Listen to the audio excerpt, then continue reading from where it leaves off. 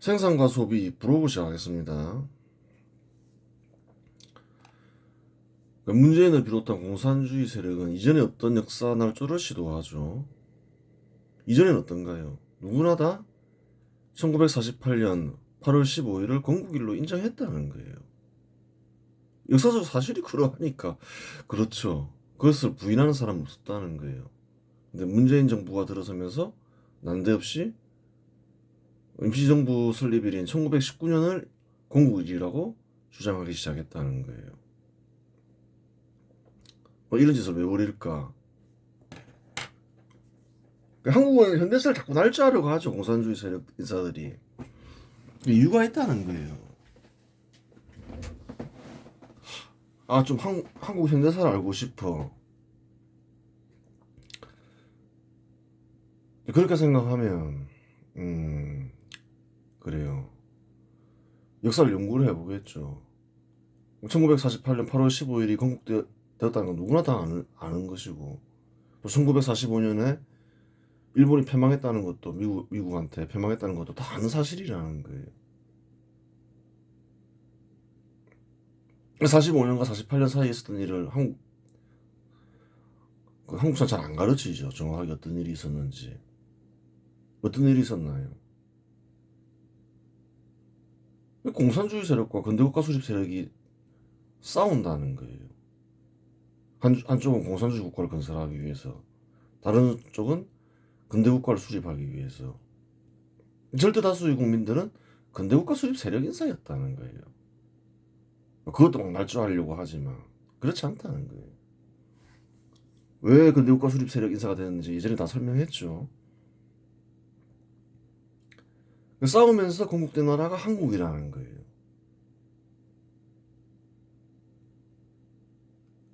수많은 희생을 치르면서. 공산주의자한테 자리 뭐가 되냐는 거예요. 자연히 반국가 인사가 된다는 거예요. 한국에서는. 한국은 근대국가이고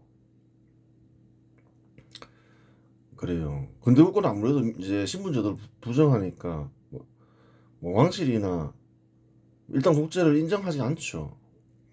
그러다 보니까 가급적이면 정치적 활동을 보장하려고 하죠.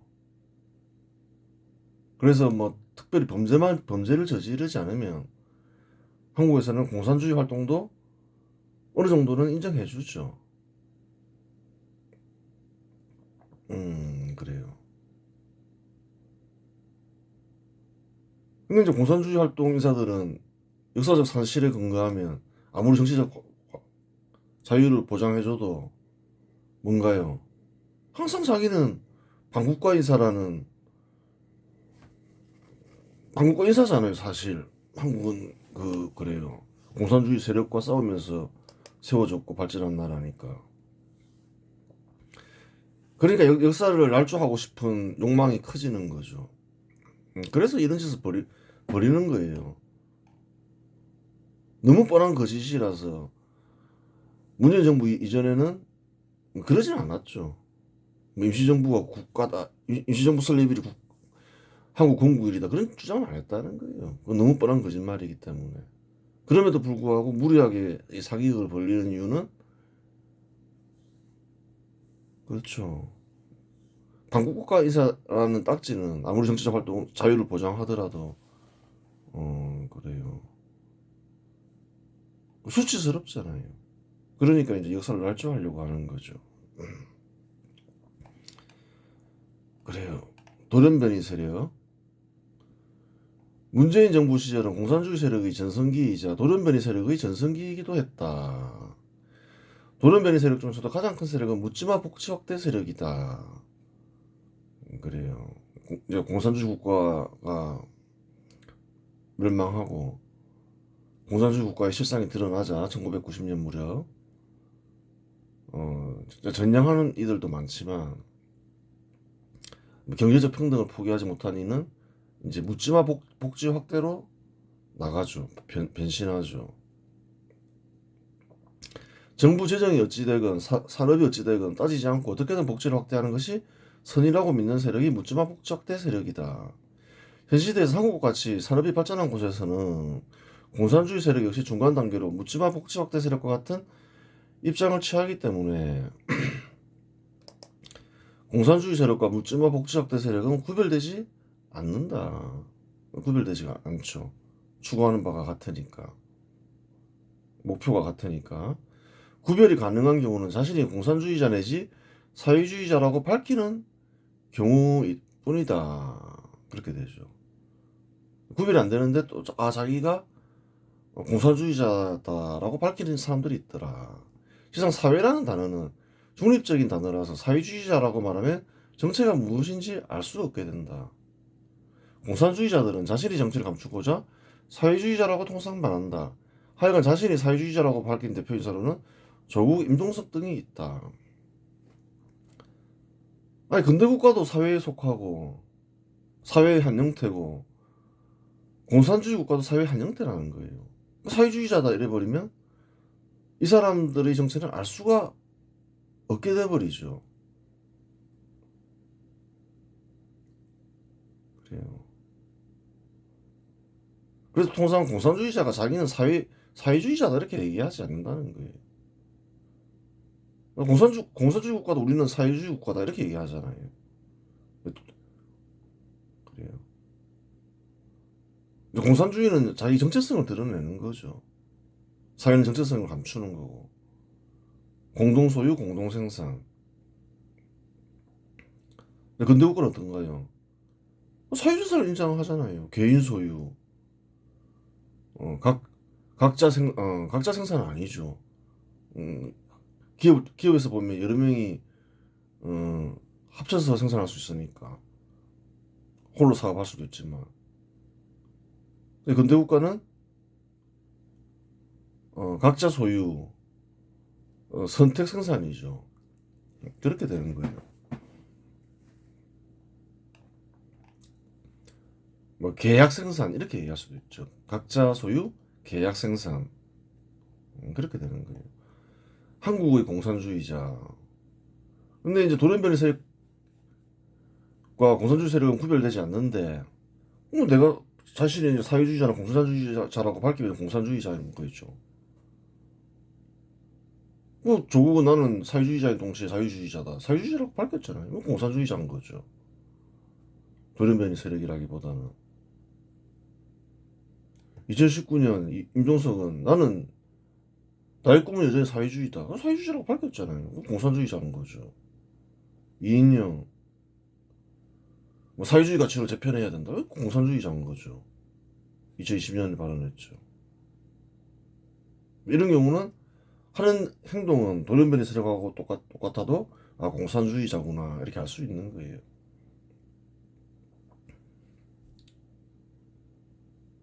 다 문재인이 중경에서 썼던 인물들이잖아요. 문재인도 공산주의자인 거죠. 뭐 얘기했잖아요. 반문명적 농업 공산주의자라고. 다 마찬가지겠죠. 그렇게 되는 거예요. 유유상종이잖아요. 혹자들은 그래요. 김구가 우파 인사다. 그것도 사실은 틀린 말인 거예요. 임시정부 인사들도 여러 명이 있죠. 김구가 다른 길을 간 이시영, 이범석, 지청천 이런 사람들은 다른 길을 갔잖아요. 또 김구도 있었다는 거예요. 임시정부에서 소수파였겠죠. 이제 막판 되면 48년에 이르면 김구의 인사들은 어떤가요? 김규식, 조성황, 김원봉 다 올북하잖아요. 다 공산주의자인데 그럼 김구만 우파 인사냐는 거예요. 생각해 보라는 거예요. 유유상종이다.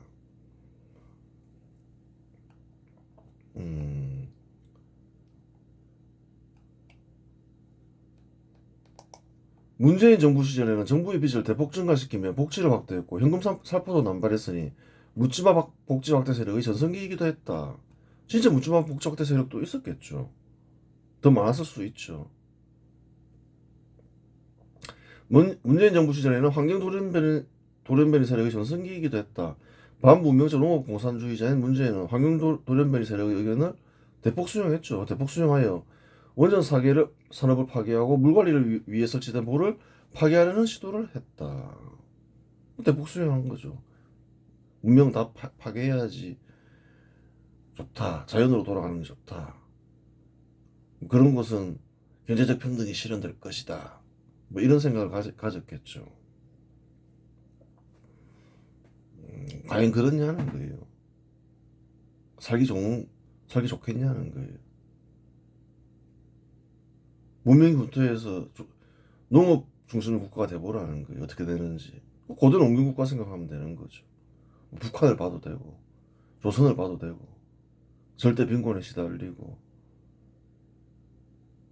신분제도가 형성되고 여성은 그냥 물건처럼 취급되고 돈 없으면 팔아넘기고 다른 그런 사회가 된다는 거예요.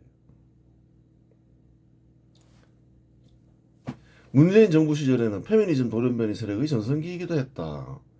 페미니즘이라고 하여 모두 근대국가 수립 반발 세력의 현행인 것은 아니다. 뭐 성평등을 주장할 수도 있는 거죠. 뭐 신분제도 폐지는 근대국가 수립에 있어서 핵심이 되는 제도이다. 신분제도 폐지 속에는 남녀 평등도 있는 거죠. 이런저런 이유로 특정 신분에 속한 사람이 차별받을 수 있다. 그렇죠. 차별받을 수 있죠. 그런 일이 생길 수 있는 거예요.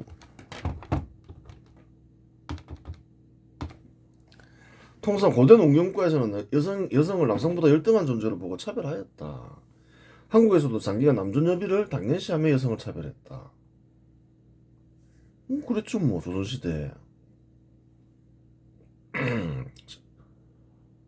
좀 신분제도를 중시했죠. 유교는 유학이라고 하건 유교라 하건. 근대국가 수립 세력 인사들에 의해 제정된 재헌헌법에서는 남녀평등을 제도적으로 보장하지만 실생활에서 남녀평등이 실현된 것은 아니다. 근대국가 수립 세력 인사는 신분제도 폐지를 중시하니까 신분제도 폐지해버렸죠. 법적으로. 그렇다 해서 실생활에서 남녀평등이 실현된 것은 아니다. 그렇죠. 노비제도 안 돼. 법적으로 제정한다 해서 노비가 사라지냐는 거예요. 노비들이 직장을 구할 수 있어야 사라지는 거죠. 그렇게 되는 거예요. 남녀평등도 마찬가지죠. 고도의 관습적 생각은 여전히 다수 국민들 사이에 전승되었고 실생활에서 관습적으로 여성을 차별하기도 했다. 그렇죠. 뭐 고도의 관습적 생각이 바로 사라지는 것은 아니죠. 법적으로 서로 평등하게 지내 그런다고 사라지는 건 아니라는 거예요. 따라서 여성이 차별받고 있는 곳에서 남녀평등을 주장하는 일은 근대국가 수립에 배치되지 않는다. 무슨 문제도 금지하는데 실생활에서 사라지지 않는다. 그럼 남녀평등해야 된다 주장하면서 이런저런 활동을 할 수 있죠. 계몽운동도 할 수 있고. 그게 뭐 근대국가 수립 그래요. 근대국가 사상에 배치되는 것은 아니죠. 하지만 남녀평등을 핑계로 여성에게 이익을 보장하려 하거나 남성에게 불이익을 부과하는 시도는 신분제도를 금지하는 근대국가에서 용인되지 않으니 돌연변이 세력이 된다. 근데 목적이 뭐냐? 단순히 신분제도 폐지냐? 그게 아니다. 근대국가를 수립하려는 목적이 보인다. 그러면 그것은 돌연변이 세력이라는 거예요. 페미니즘을 가장한 돌연변이 세력이죠. 공산주의자일 수도 있는 거죠. 또한 그 목적이 근대국가를 파괴하기 위한 것이라면 악질적인 돌연변이 세력이다. 페미니즘 돌연변이 세력은 미투운동이라는 사건이 발발하자 전성기를 맞이했다. 미투운동은 권력관계에 의한 성폭력을 폭로하고 연대하는 사회적 움직임으로 2017년 하반기 미국에서 시작되어 2018년 한국에서도 크게 유행했다. 미국 할리우드의 거물 제작자 하비 와인스타인이 수십 년간 배우와 직원들을 성추행, 성폭행해봤다는 사실이 뉴욕타임스 보도로 폭로되었다. 배우 알리사 밀라노가 트위터에 성희롱이나 성폭행을 당한 모든 여성이 나도 그렇다라고 쓴다면 이 문제의 심각성을 알릴 수 있을 것이라고 제안했다. 이 캠페인은 하룻밤 사이에 전 세계로 퍼졌다. 정치, 언론, 스포츠 등 각계각층의 권력자들이 고발당하며 권력형 성범죄에 대한 경각심이 확대화되었다. 그러니까 예전에도 설명했지만 현 시대가 도래한 건 몇백 년이 되지 않았다는 거예요. 지금 한국인들이 생각하면 우리가 유럽 국가보다 늦었으니까 너무 뒤처진 것이 아니냐 이렇게 생각할 수 있는데 한 시대는 수천 년, 많게는 수만 년 갈 수 있다는 거예요. 그런 역사를 고려하면 한국은 근대국가 수립을 굉장히 빨리 달성한 거라는 거예요. 근대국가 유지와 발전에 필요한 것이 무엇인가 그런 걸 잘 생각하라는 거예요. 근대국가 수립을 유지하고 발전시키는데 가장 중요한 게 뭔가요? 산업시설인가요? 아니 산업시설이 유럽이 가장 발전했었는데 지금은 한국과 뭐 별 차이가 없고 더 후퇴했잖아요. 뭔가요?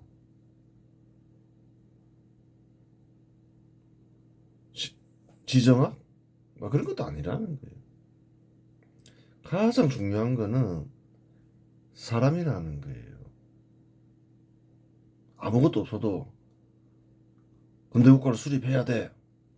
국민들이 일심 단결하고 성각자가 나오니까 한 40년 노력하니까 다 따라잡잖아요. 그런 거라는 거예요. 이 시대에 필요한 국가관이 무엇인가 그걸 알고 우리가 어떠한 윤리를 지니고 무엇을 실천해야 되는가 그것을 잘 알아야 되는 거예요. 사람이 제일 중요하다는 거예요.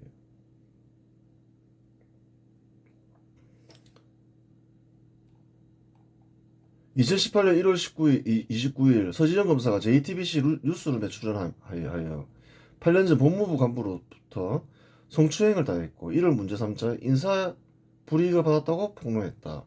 우리 사회의 가장 공정해야 할 검찰 내부조차 이 정도라면 일반 조직은 어떠하겠는가라고 많은 국민들이 생각했고 이에 여기저기서 폭로성 발언이 이어졌다. 문학계 고은, 연극계 이윤태, 영화계 조재현 등을 거쳐 충청남도 도지사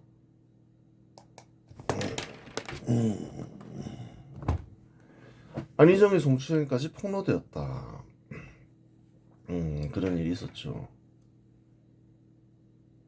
페미니즘이 유행하자 성평등을 빌미로 페미니즘 돌연변이 세력도 활발히 움직였다. 뭐 폭로할 수는 있는 거죠. 근데 그게 이제 목적이 무엇인가 그것을 보면서 돌연변이 세력이냐 아니냐 뭐 공산주의 세력이냐 아니냐 뭐 이런 걸 판단하는 거죠. 법치주의 및 증거주의 한국여성단체연합 한국성폭력상담소 대표자로는 권인숙 박지현이 있다. 뭘 주장했냐. 피해자의 눈물이 증거라는 식의 인민재판 풍토를 조성하며 무죄 추정의 원칙을 무력화한 법대로 처벌할 필요가 있냐 뭐 이런 거죠. 뭐 그래요. 증거 그런 거 필요 없이 그냥 성추행이다 이러면 처벌해야지 뭐 이런 거의 모양이죠. 재미나이가 이런 거는 근대국가 수립을 파괴하는 행동입니다. 맞죠 뭐. 근대국가에서는 인치를 안 하잖아요. 법치를 하지. 맞는 말이죠 뭐. 여성가족부 뭐 한국여성정치연맹 정연백 진선미 대표이사 있다. 공공부문 여성 대표성 제고 5개년 계획을 통해 여성 할당제를 강행했다. 능력에 따른 선발이 아닌 성별이라는 신분에 따라 자리를 배분하는 변종 신분제로 회귀했다. 잘못된 거죠. 생각을 해야 되는 거예요. 여성 진출이 많지가 않다. 공직자들 중에 불공정한 시스템 때문인가? 아니면 여성이 열등해서인가? 공정한데 여성이 적다. 여성이 열등한 존재라는 말이잖아요.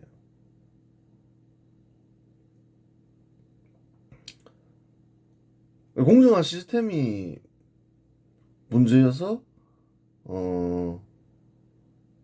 그래요. 여성 진출이 많지 않을 수가 있다는 거예요. 뭐 시스템을 공정하게 만들어야 된다는 거예요. 근데 여성이 열등해서 공직자가 적다. 그럼 남성 쓸 수밖에 없다는 거예요.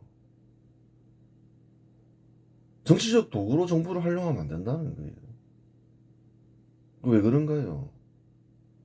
정부의 생산성이 중요하다는 거예요.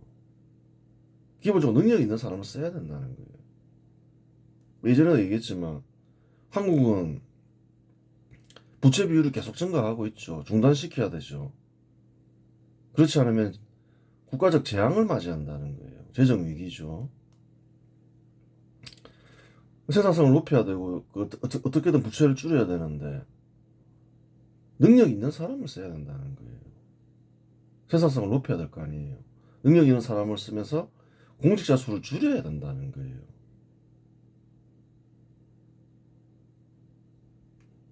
현 상황이 그렇다는 거예요. 정치적 도구로 활용할 생각하지 마라. 여성이 열등하다고 생각하지 마라. 정말 열등해서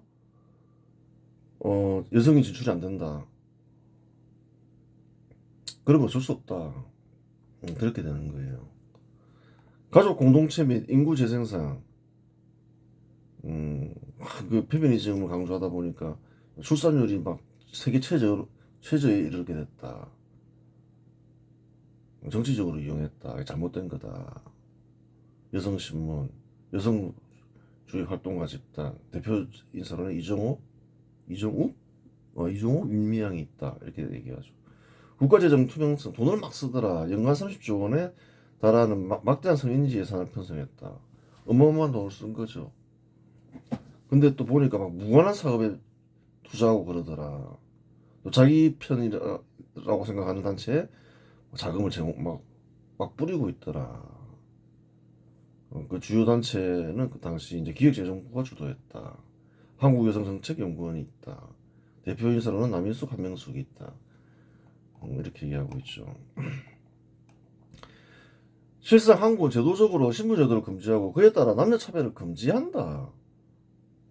공국할 때부터 그랬죠. 근대국가 수립 세력 인사가 근대국가 수립하면서 남녀차별 안 돼 그랬죠.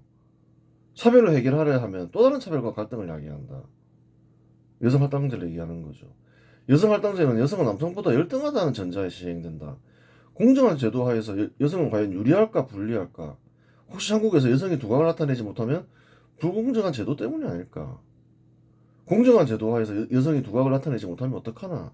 이러한 생각들을 할 수 있는데 공정한 제도 하에서 여성이 두각을 나타내지 못하면 할 수 없는 일이다. 할 수 없는 일이지 어떻게 해요?